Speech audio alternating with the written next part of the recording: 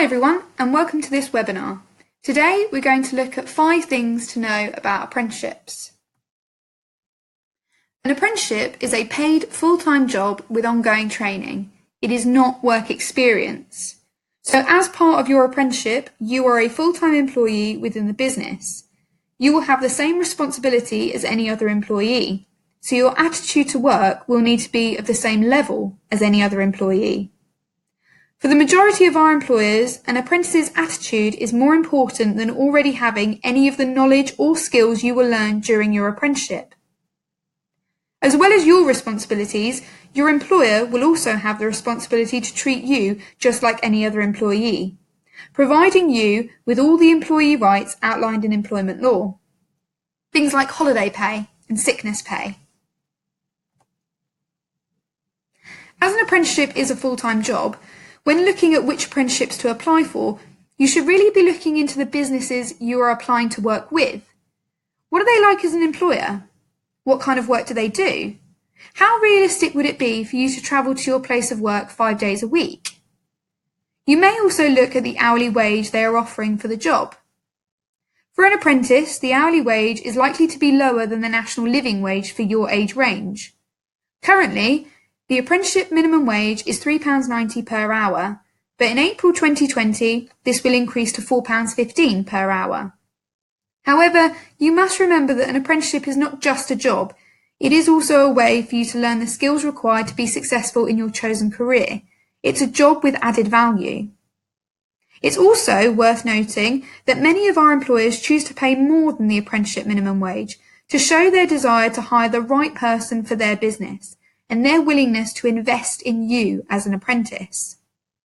The hope for most of our employers is that after your apprenticeship, you will stay and work within their business and use the knowledge and skills you have developed throughout your apprenticeship. It's a job with added opportunities, so don't just think about the wage.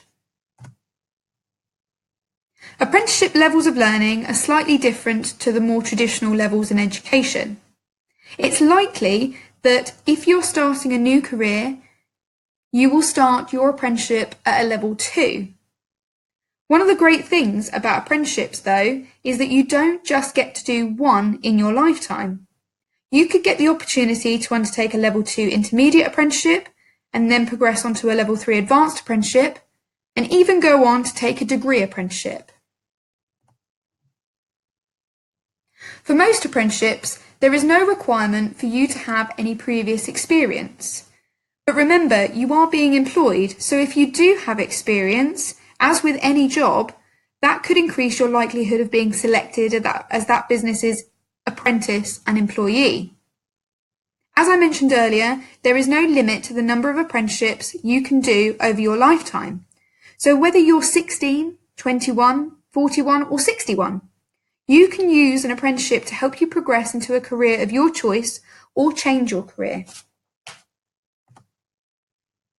As I mentioned before, because the levels of apprenticeships are different and employers prefer a positive work attitude rather than experience or specific knowledge when they are looking to hire an apprentice, apprenticeships usually don't come with many entry requirements. The only specific requirements are when it comes to English and Maths.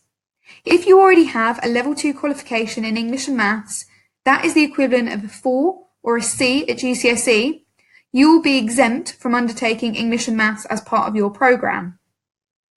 If you don't, however, have a level 2 qualification in either English or Maths and are undertaking a level 2 intermediate apprenticeship or a level 3 advanced apprenticeship, you will need to study English and Maths as part of that apprenticeship.